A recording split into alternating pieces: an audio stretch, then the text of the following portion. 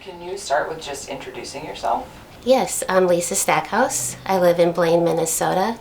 I have cystic fibrosis, and due to the progression of the disease, I needed to have a transplant, and Jasmine was my donor.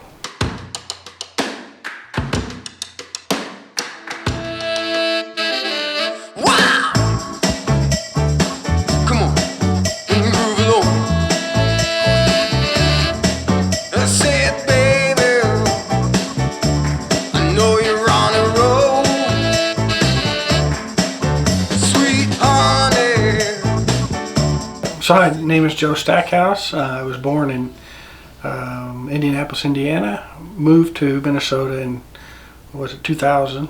Met my wife a couple years later. Lisa has cystic fibrosis and was very healthy. So, it really wasn't a major part of our lives other than monthly or quarterly transplant meetings. But then, probably at about, maybe after we'd been together 8-9 years, probably in 2012 or 13, she started to get more sick, progressively more sick, and she got to the point where she had to be on oxygen. She's on the transplant list for, I'm going to say, roughly 48 days. My wife's the exact person I'm not. I was on the wait list for 43 days. My doctor thought maybe 4 to 6 months, but so I was really shocked to get that call at 11:30 p.m. on October 28th of 2015. I'm like, well, I knew that time of night what the call probably was. Said, do you want to transfer, the lungs that are available? And she says, yeah. I'm like, you sure about this? I'm scared now. And so we did that, and she went in the hospital the next morning. And then that evening at about 5:30, she went and got her lungs.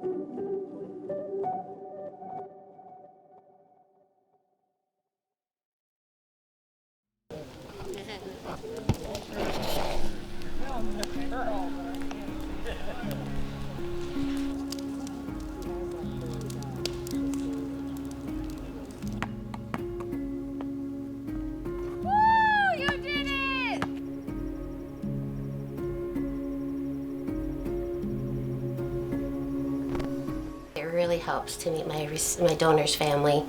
They're amazing. I can kind of understand more about Jasmine, my donor, and the stories they're telling has really made me feel even more blessed, to have her lungs and what she was and who she was, and to be able to carry on her legacy. To have them all in one place at one time, it brought joy to my heart because it was almost like being with my daughter again. If you hear that you may never hear from the donor family, you may write and write, and that that's okay too. Some donor families just they just need that piece of too.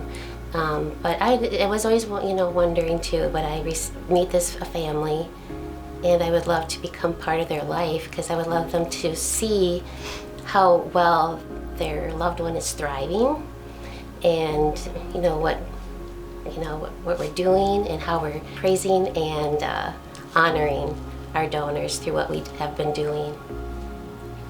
I mean, it's hard to put into words, and we have also this amazing intersection of cultures. Jasmine was 100% Lakota Indian, and what a gift to be part of the Lakota Indian group, but in a small way.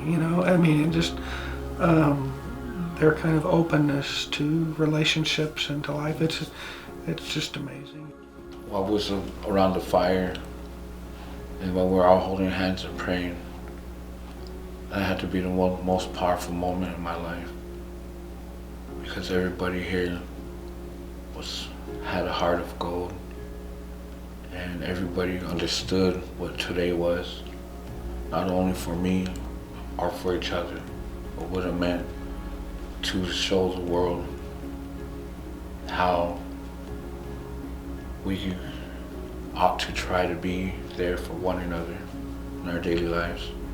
What unity looks like, even coming from different places, it's so inspiring. That's kind of been the gift that we just can't thank enough. You know, I mean, it's one thing to get along, which is obviously life-saving, but I think the relationships have been life-transforming for us. So we couldn't ask for anything more. So. No other way to say it, you're a hero if you become a donor.